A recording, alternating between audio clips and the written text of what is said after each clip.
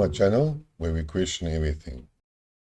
Today's topic is the big deal, the referendum in the Donbass and Putin's mobilization.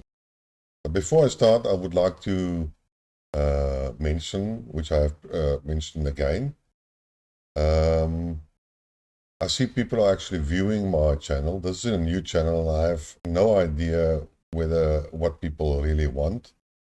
So I'm working a little bit blind, and I don't see that people really click a like or a dislike button, so or leave any comments. So I would like to ask you, please press the like button or the dislike button. It doesn't matter to me. It only takes a second. I mean, your hand is on the mouse, and you just have to click it. It will at least give me some feedback on how the videos are. Okay, please. So today is actually a lot of news, and I'm going to follow a little bit of a list that I made. And so those will be like a small list, and they will move on to the main subject. Now, we all know that there is a UN meeting in New York at the moment going on, and it's going to take a couple of days. And there are some of the leaders that are interviewed, and then they make some statements. And my favorite Prime Minister, the new Liz Truss of Britain, has made a statement that says she's actually going to stimulate the economy, and she is going to do the trickle-down economic model, which we all know doesn't work. And she has done her first, indicate the first point of action, and that is the removal of all bonus limits on bankers. So she believes that the bankers can earn any type of bonus, and that they will party on and spend the money on prostitution and strip shows and alcohol and drugs, and then she believes all this money will trickle down to the other businesses that will sort of get the British economic going. And so this was the one laughable point. And then the second laughable point, she's actually said that she's going to make Britain energy independent, which means she's going to, they're going to export energy. Britain is going to export energy like America and Russia. Now, I'm not totally sure how she's going to get that, because they didn't allow fracking, but now they want to allow that. So how much fracking is really going to be successful? That's one debatable point. I also know that the oil rigs and the oil wells in the North Sea are sort of reaching the end of life. So I'm not totally sure how Liz Truss is going to achieve her goal. Okay. And then we talked about we're going to talk about the referendum, but I just would like to refer to some comments and statements that the Western leaders have actually made. And they say that they're going to reject this referendum because it's going against international law. Now, please remember, these are the Western leaders that accuse the Russians of executing a procedure or an act that is against international law, when they themselves don't actually recognize international law, and 99.9% refer to their own rule-based order. So I'm not totally sure. So if they do something, they're motivated by the rule-based order, and if they hold the rest of the world accountable to international law. So I'm not totally sure how they gel these two type of concepts. And for some other, we can look at, like I said, I will discuss the referendum just now and the legality or the implication of it. But the West is also forgetting the biggest elephant in the room, and that's the Serbian war and independence of Kosovo, which is actually at this stage occupied by NATO forces. So, so they can do things, and that is right, but it fits them, but if it does, if somebody else does it, then no, that's not acceptable. I mean, Kosovo at this stage is not even recognized by the UN itself. It's only by some of the Western powers, and even 4 of the Western countries don't recognize Kosovo. But what they forgot is they created the precedents. They enforced these decisions or these laws into international law, and now it can be used by anybody else. So this is like a nice example of the Western hypocrisy. In any case, so we had the recent SCO summit in Samarkand, and a lot of what was said about this summit and the implication for the Western, well, for the whole world. Naturally, the Western leaders said, no, it doesn't have a big influence, no, it's not going to make no difference, and so forth and so on. But in the same sense, so Erdoğan and Turkey decided that they're going to join the SCO. And then, like I said, at the UN meeting, Scholz is actually saying in an interview that he's getting irritated with Erdoğan because Erdoğan wants to join the SCO. So I'm just asking myself, if you look at the principles of the SCO, one of the main items are that they don't interfere in domestic politics. And here goes the Scholz guy, this Leberwurst type of idiot, and then says to Turkey, hey, don't do it, you are irritating me. So who gives the Germans the right to do it? And then you can see that the reason of the SCO makes perfect sense. All right. But then Alexandra Mercurius also said that that there's going to be a change in the SMO in the Donbass or Ukraine, the Russian SMO, and it's going to be changed to a terrorist operation. Well, that's what he basically said, which I never agreed with, but he said also that Putin went to the SCO summit and tried to explain it to his friends and the rest of the world, and effectively sort of ask permission, or not get some form of support in terms of admission. Permission is a strong word, like getting the support of China and so Turkey and all the other countries. And I didn't agree with that because Russia, again, the SCO rules or guidelines are very clear. Don't interfere in another country's domestic problems. So, in my opinion, Putin just informed them what they're going to do and what the decision is going to be made, and it's going to happen soon, and this is what the results that we see. Okay. But then we have our good friend, Erdoğan from Turkey. And in my opinion, he's a seriously snake and should never be trusted. So he just comes back from the SCO and then he says, yeah, but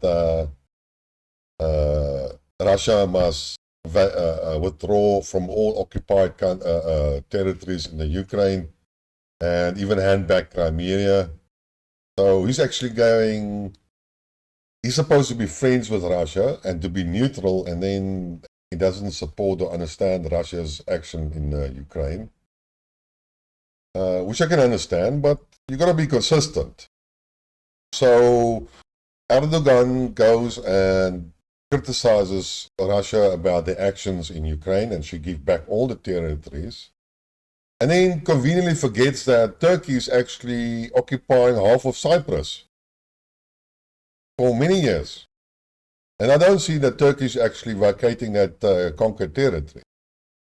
And if you look at Syria, they occupy or support the people in Idlib, the terrorists, which the Syrians call terrorists. So it's a de facto occupation of Syria by Turkey, by proxy.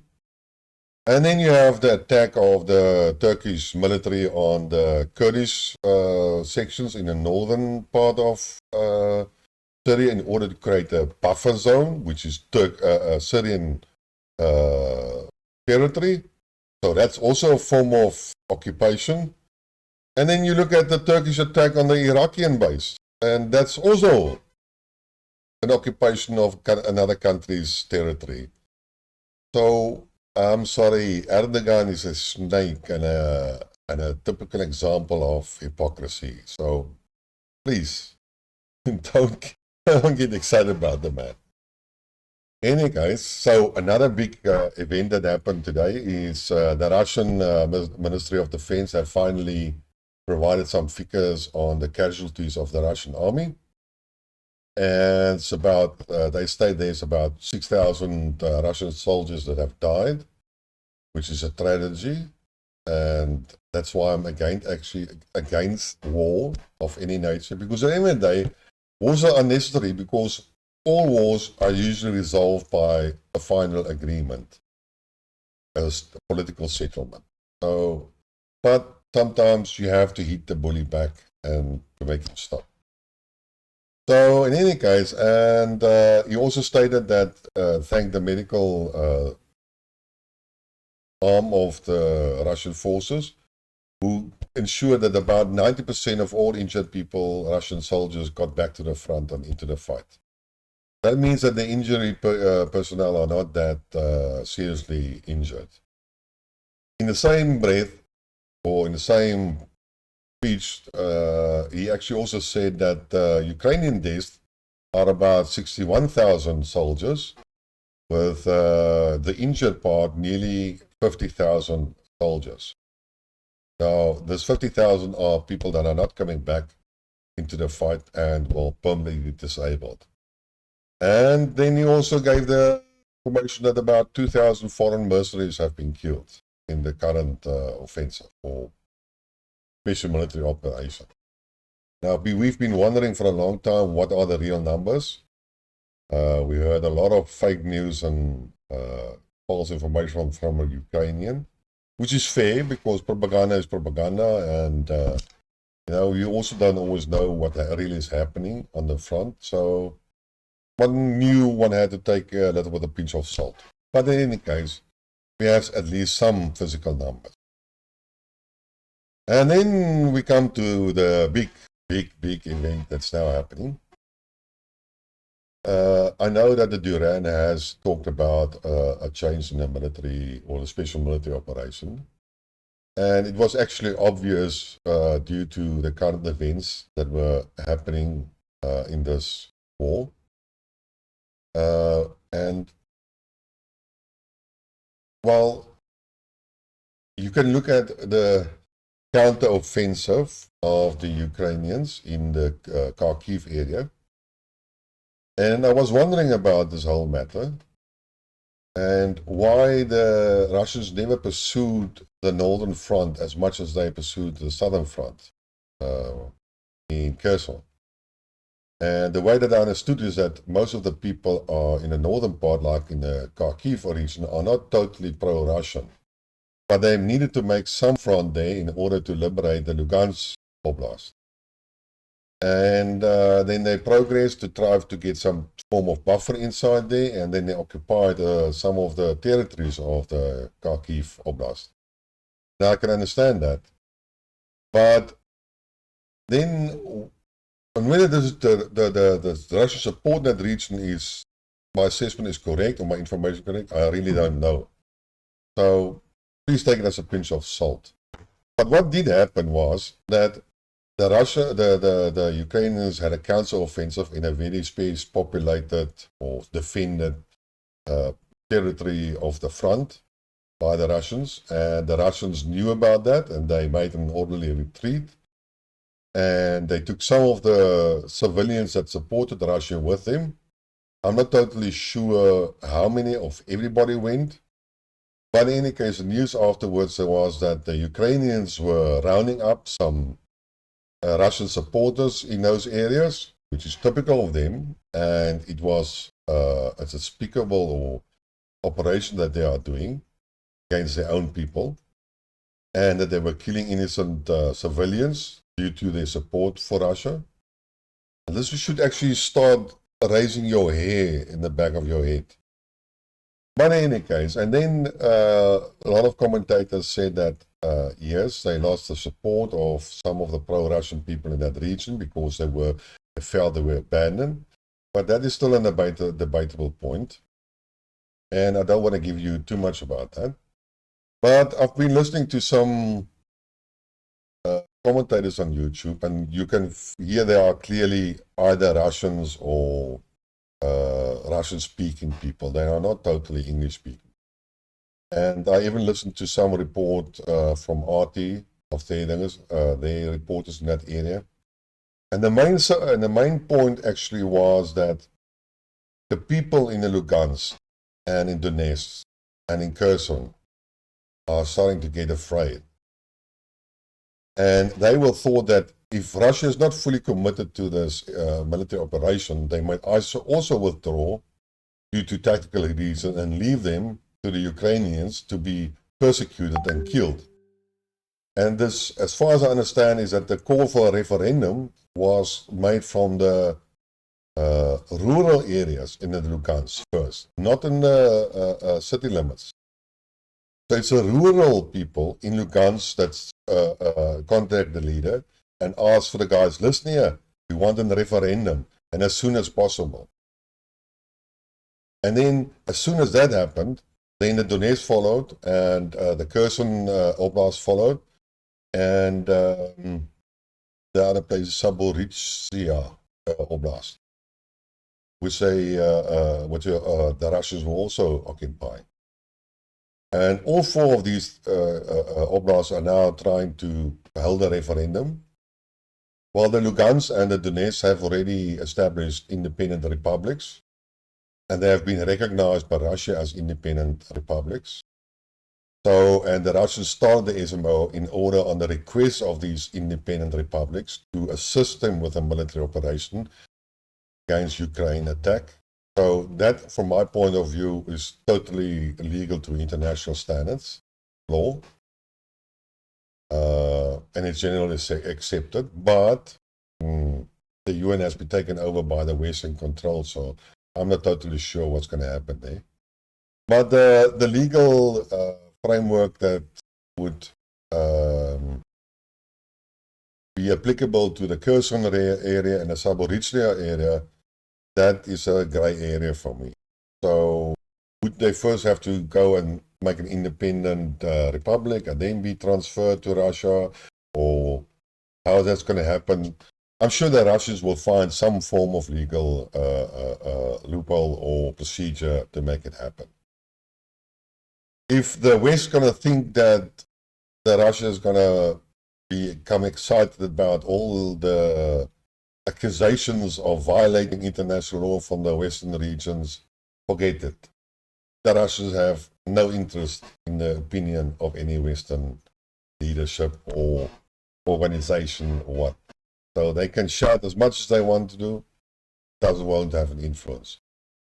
However, Russia has to follow international rule, and they will take out the rule book, and they will show to their friends and the rest of the world why it was legal and why they have done it.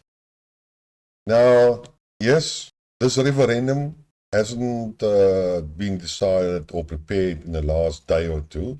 That's impossible to do. But the leaders of Donetsk and Luhansk knew that it was coming. They have done it in 2014 or 2015 already. But then Russia didn't want to accept them. But so they have gone through the exercise. They know what is required. And they've been planning for this. I think it was probably planned from the start of the SMO. So, yes, but the date of when it should happen, that was still open for discussion. Well, due to the events in south of Kharkiv and the response of the Ukrainian army to the Russian support of people in the abandoned areas, I felt that social pressure and other pressure from other parts of the Russian Duma and so on made this decision, hastened this decision for a referendum and a change on the SMO. And one can actually understand also from a military point of view, because most of we all know that the Russians supported the Donbass militia who were doing all the fighting, together with the Chechnya and the other sort of mercenary group. But in any case, so, and these guys were doing most of the fighting, and the Russians were providing the support. But they were also not in numbers there, and from the start was always said the Russians had too few soldiers. Had too few. The front is just too long. And if you look at the recent development, the last 2-3 weeks on the battlefront, the Russians have concentrated their forces in Kherson, withdrew it from other sections of the front, and that left a gap open for the offense from Ukraine in the south of Kharkiv. So the general idea now is accepted. The Russians have too few troops in that area. So that's one thing. The second thing is now Russia can, if the referendum is positive, which is sort of basically a given, because they have already indicated several years back on what their intentions were, they would actually be able to change the whole military operation. Now also, just remember, the SMO was to support the militia of the Donbass, so that was the supportive function, very similar to the Russian operation in Syria. So the Donbass militia and commanders were actually in command of all operations, with the assistance and the guidance of the Russians, but the final decision was still made by the Donbass militia. The militia didn't always make all the right choices, and that was probably the reason why the Ukrainians, why the northern front was so sparsely defended, and why the area had to be retreated from, which the Russians probably knew about, but they couldn't do much about it because the militia wanted to focus on the protection of Kherson and Zaporizhzhia. So it was one, and probably the Russians didn't fully agree, and they prepared in order to, that should the southern Kharkiv offensive start, then they would be sending up the troops, and well, we know what happened. These troops have been annihilated, and the Ukrainians have suffered huge casualties. And not casualties only from the lower tier soldiers, but of their most highly trained soldiers that were leading the attack, and foreign mercenaries. So, apart from supporting or getting more personnel, getting the whole referendum going in order to protect the civilians, the second benefit for the Russian army, or for Russia itself, is that they get control of the army, and therefore they get control of the military operation, and then they can really escalate it. They also then have the legal framework of calling up more forces from Russia, which Putin now has instructed, and it's probably going to happen today or tomorrow. And those 300,000 reserve troops will be sent to the Ukrainian front. Now, one can ask oneself, but the Russians have 1 million soldiers, standing army of 1 million soldiers, so why aren't they sending those guys? Well, it should actually be obvious. The whole Russia is a big, big country with long, long borders. I mean, who's going to defend that? And I would actually believe that the Russians supplied the necessary forces in the initial SMO to do the attack, with the rest of the army controlling and securing the rest of the borders of Russia. In the western part, in the northern western part, wherever they need to. So the Russian army couldn't use their regular part, not at this stage. Unless it totally escalates, and well, then we're going to have chaos. Then it doesn't really matter anymore.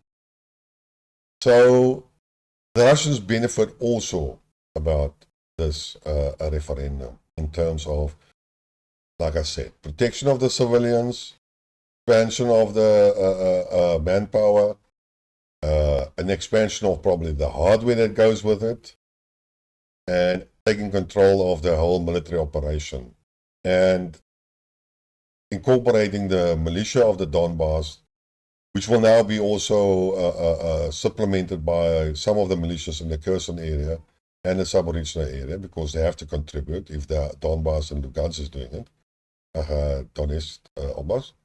So there will be some mobilized in those areas as well.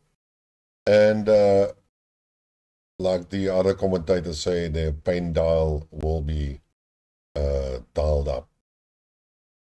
Now, it was totally, well, you could see it actually, it's coming. It just was the date that changed. What I actually expect is that, well, the winter is coming, and I don't think the Russians will stop in the winter. They will continue with the offensive, as they have done now. They will actually increase the bombing rates and the artillery. So a lot of Ukrainian soldiers will start dying, more than they have been dying. Russia will probably escalate and take out some crucial infrastructure in Northern Kiev, because protecting civilians and gaining the hearts and minds of the Russians that in the Russian supporters in those areas that they will occupy is not important for them anymore. What I would see is that the Russians will probably move on Mykolaiv city, and then they will move on to Odessa, because those are the regions that are known of containing high Russian supportive people. And those oblasts will also be probably incorporated into Russia the same way that the Kherson area will do. And then we will see what the Russians will do in the northern oblasts, like the Kharkiv area, and how they will progress. And at the end of the day, it will all matter on how long the West is still going to support Zelensky, how stubborn Zelensky still is, and when they will finally start to negotiate over peace. I don't think that Zelensky and his comrades in arms, or Scholz, or Truss, or Biden, will type of seek a peaceful deal. So I'm afraid this whole matter will start to escalate. And it will escalate, and it will escalate, until we probably are in this very, very bad place. And then the question will be asked, are the Europeans going to go and join the fight? And are they prepared to die for a stupid cause? Or will they demand peace and settle the matter?